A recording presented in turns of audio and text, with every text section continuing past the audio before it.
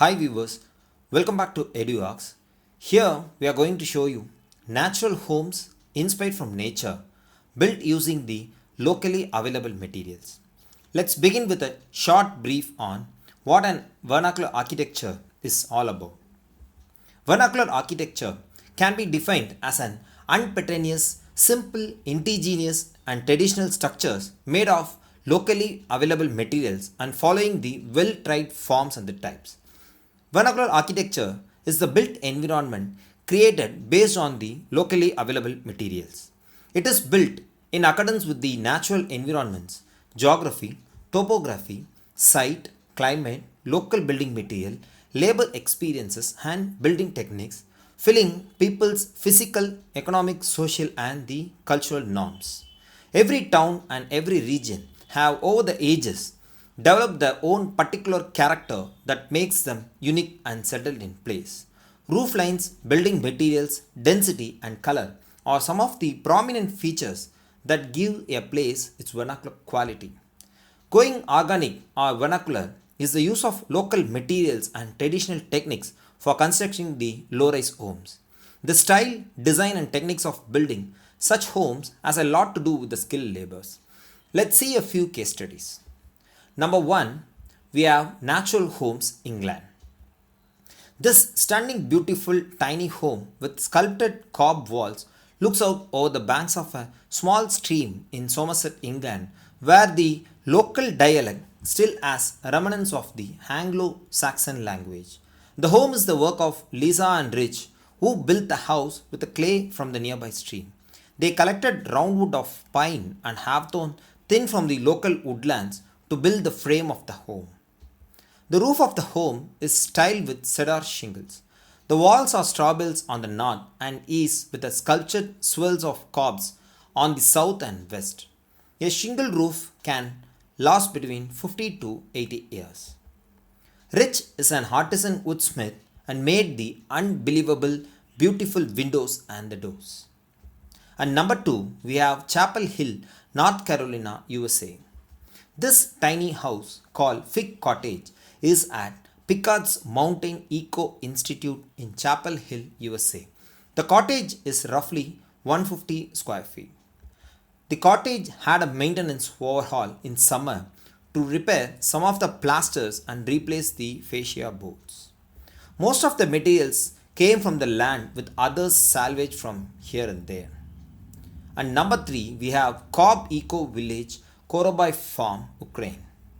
This is the Ukraine's version of Cobb. It is an eco village at Korobo Farm in Ukraine. It was built by designer Yuri Renaud, who has used the same building techniques for some high-class hotels.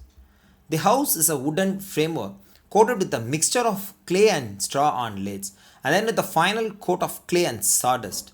It is similar technique to the English mud and stud homes. And number 4, Oboz in Pause, Cameroon. Musgum earth architecture. These are clay catenary domes, also called as oboes. Musgum oboes, Hobie structures in Pause, northern Cameroon near the border with the Chad. They provide efficient cooling in the baking heat with a round ventilation hole at the top and a small entrances with no windows. The high dome collects the hot air, moving it away from the living space. The patterns on the exterior of the oboes aren't just for the decoration. The name of the houses, Casas Oboz, comes from the similarity with the profile of the shell. It is structurally very close to the catenary arch, the ideal mathematical form to bear a maximum weight with a minimum material. This profile also reduces the pressure effect of the impact of water drops on the walls. There is one structure for the chief and the additional ones are for the each wives. And number 5, we have Green School, Bali. This is the Green School in Bali. It was founded by John and Cynthia Hardy. It is a place where kids are taught about their relationship with the earth that they depend on. The school is built from bamboo. One of the keys to the Green School construction was the earlier work of Linda Garland, founder of the Environmental Bamboo Foundation, an Indonesian non-profit organization that protects tropical forests by promoting bamboo. And number 6, we have Strawbell Home, Denmark. Paula Line built her Strawbell Home in Fryo and Fro, Free and Happy Eco Village in Denmark. It is one of a collection of unique Strawbell homes in the village. Her home was inspired by a conch shell she founded on a beach in Malaysia. The house has a ground floor of 75 meters square and upstairs two small rooms in the spiral roof. The structure of the home comes from its roundwood timber frame with a complex and very beautiful reciprocal roof with a seaweed cover. Between the roundwood timbers are straw bales with a clay plaster and a clay floor with underfloor heating. And number 7, we have Cobb and Strawbell Home, Denmark.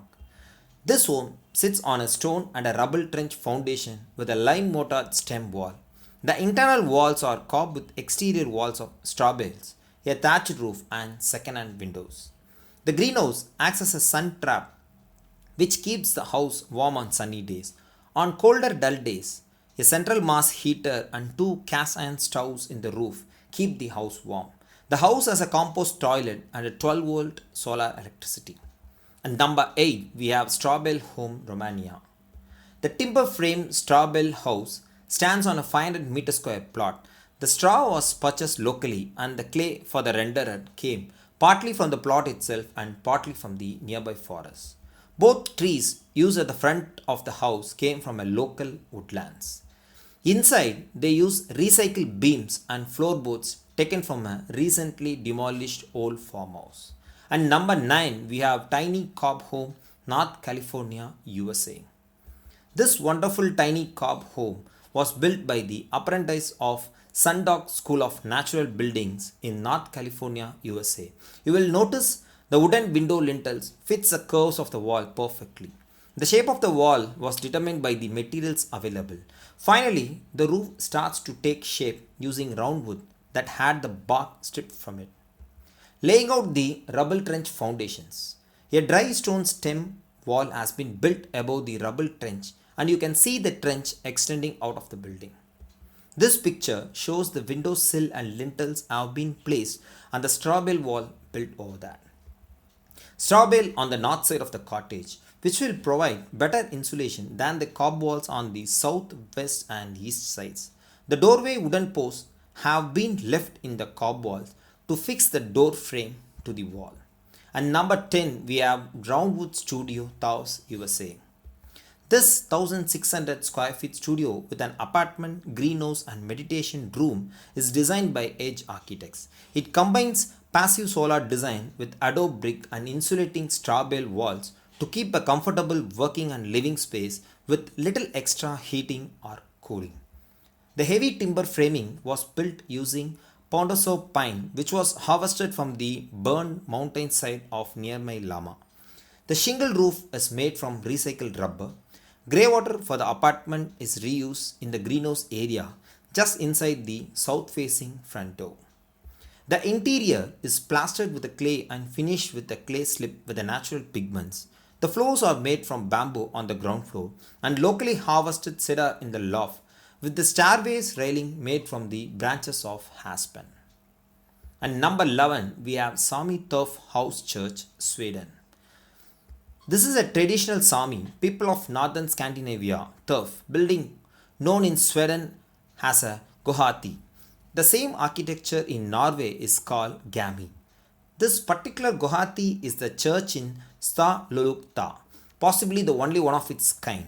Stallulukta is an Sami mountain camp named after the Sami spirit Stallo, a giant that steals in reindeer. The second part of the name Lukota means the bay. Stallulukta is close to the Norwegian border and it is home to around 50 people during the summer months. In both Norway and Sweden, you can stay in these traditional Sami homes, sleeping on reindeer skins warmed by an open stone circle fire, while you attend a workshop in Sami crafts known as Doji. And number 12, we have Cob Cottage, Canada. The beautiful Cob Home is owned by Alexis and her partner, was the first fully permitted cob house in Canada, built as a collaboration Cob Works, Cob Cottage Company and El Cole with a team of volunteers. The roof of the dome is totally load bearing on the cob wall. The house is 600 square feet. Pat's ultimate goal is to build a 10-mile house where every material required for the construction of a home comes from within 10 miles of the building plot. And number 13, we have Luciana's house, Uruguay. The structure of the house is made of wood and uses a traditional building technique called quinca.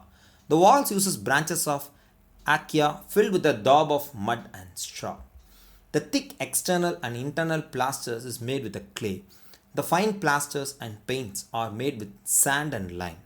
The home is off-grid, so Luciana built a solar panel, a system for collecting rainwater from the roof, and a composting toilet, making the home a fully self-sufficient house.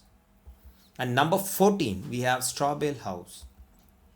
This tiny cottage is load-bearing straw-bale house with a sleeping loft under the straw-thatched roof and earthen plastered wall. It stands on a stone footing. The walls were made up of tightly packed bales of straw stacked and sandwiched between hazel branches for the stability. The timber for the roof structures were taken from the local forest. The roof covering was made using wheat straw thatch. The walls were plastered with an earthen clay plaster outside and inside, which leaves a beautiful finish of curved and sculptured wall. And number 15, we have Nautilus Kindergarten, Germany. This is the Nautilus Kindergarten in Lausanne, Germany. The structure inspired by the Nautilus is made from untreated wood with an infill of clay, old bricks, natural stones, sand and lime. The building uses straw, reed and cotton fibers for insulation. The basement gallery is built with debarked tree trunks climbing to the ceiling. The Nautilus contrasts the old concrete house estates nearby. However, vernacular architecture shows a style of architecture that conforms to the environment, seemingly respecting it. It is an architecture that radiates with nature and life, creating a sense of comfort. The buildings seems alive and in support of natural life, unlike the modern concrete and glass jungles that are in our cities. Thank you for watching our videos on natural homes. Support us by sharing our videos with your friends. Please share your comment about this video in the comments section. Thank you.